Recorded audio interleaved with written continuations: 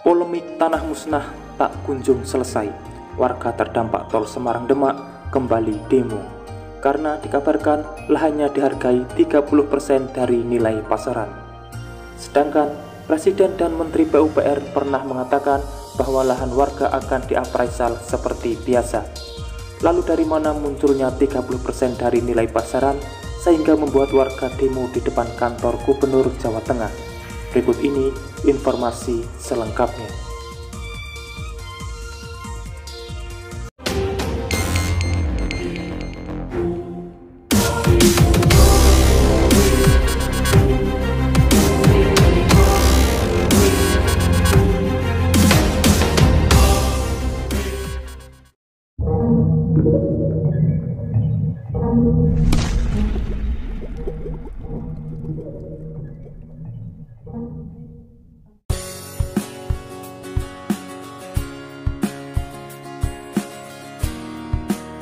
Ratusan warga kota Semarang dan Kabupaten Demak menggelar unjuk rasa di depan kantor Gubernur Jawa Tengah Ganjar Pranowo.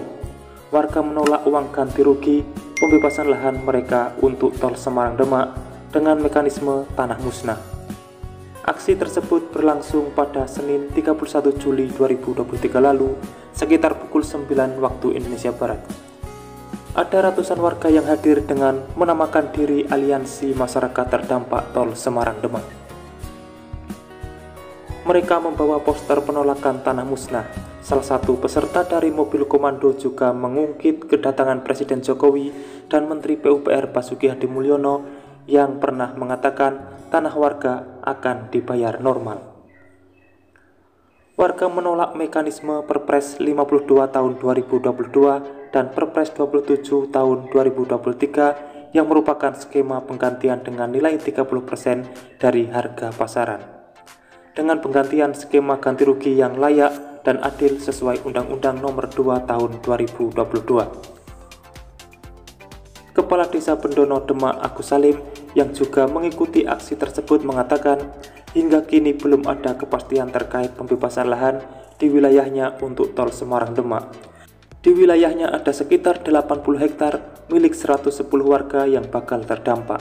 Sementara Desa Bendono tercatat 620 hektar yang terendam air, serta yang terdampak tol 80 hektar. Hingga kini warga belum menerima apraisal harga tanah. Warga juga menolak bentuk pembebasan lahan dengan mekanisme tanah musnah atau mengganti dengan kerahiman. Sementara nilai 30% dari nilai pasaran, masyarakat tidak puas dengan nilai itu.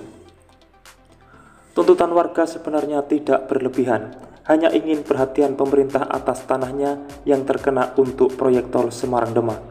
Bahkan warga juga tidak menyebut angka. Jadi yang jelas warga tidak terima bila disebut tanah musnah karena mereka punya sertifikat dan masih rutin membayar PBB. Beberapa desa di Demak yakni Desa Bendono dan Desa Sriwulan dengan luas lebih dari 100 hektar menjadi daerah yang paling banyak mengalami tanah musnah yang kini dipakai untuk proyek tol Semarang Demak. Merujuk pada Perpres 52 2022, tanah musnah adalah tanah yang sudah merubah dari bentuk asalnya karena peristiwa alam sehingga tidak dapat difungsikan, digunakan, dan dimanfaatkan sebagaimana mestinya, yang ditetapkan sebagai tanah musnah sesuai dengan ketentuan peraturan perundang-undangan terkait tata cara dan penetapan tanah musnah. Perpres itu pun mengatur tentang penanganan dampak sosial kemasyarakatan atas tanah yang diidentifikasi sebagai tanah musnah dalam rangka pembangunan untuk kepentingan umum. Sebagai informasi, saat Presiden Jokowi meresmikan proyek tol Semarang Demak Seksi 2 Ruas Sayung sampai Demak pada 25 Februari 2023 lalu, dalam acara tersebut Presiden Jokowi sempat menemui perwakilan warga yang menyampaikan protes ganti rugi tanahnya yang belum terbayarkan. Beliau juga didampingi Menteri Agraria dan Tata Ruang Hadi Cahyanto berjanji untuk menyelesaikan semua urusan tanah dan lahan yang terdampak tol Semarang Demak. Sementara terkait tuntutan dalam aksi massa pada beberapa hari lalu belum mendapatkan tanggapan dari Pemprov Jawa Tengah. Namun pada 27 Februari lalu, Menteri ATR pernah berjanji masalah ganti rugi lahan yang digunakan untuk pembangunan tol Semarang-Demak kelar dalam waktu seminggu ini. Janji itu ia sampaikan merespon keluhan warga Semarang-Demak yang menyebut ganti rugi lahan untuk pembangunan tol yang diresmikan belum jelas. Sementara itu, dalam keterangan terpisah, Menteri Pekerjaan Umum dan Perumahan Rakyat Basuki Hadimulyono mengatakan pihaknya telah mendapatkan arahan dari Presiden agar semua lahan yang dibebaskan akan diperlakukan seperti tanah biasa. Dengan demikian, pendekatan tanah musnah yang menurut aturan bernilai 25% dari nilai jual objek pajak sudah tidak berlaku lagi. Untuk selanjutnya, tanah yang diganti akan tetap dibayarkan sesuai hasil appraisal dari Kementerian ATR atau BPN. Semoga apa yang diinginkan warga terdampak bisa ditanggapi secara bijak. Warga terdampak hanya ingin lahannya dinilai sewajarnya seperti tanah pada umumnya. Warga juga tidak menyebutkan nominal angka. Pada intinya, lahannya harus dinilai seperti biasa tanpa ada embel-embel tanah musnah atau kerahiman bahkan 30% dari nilai pasaran.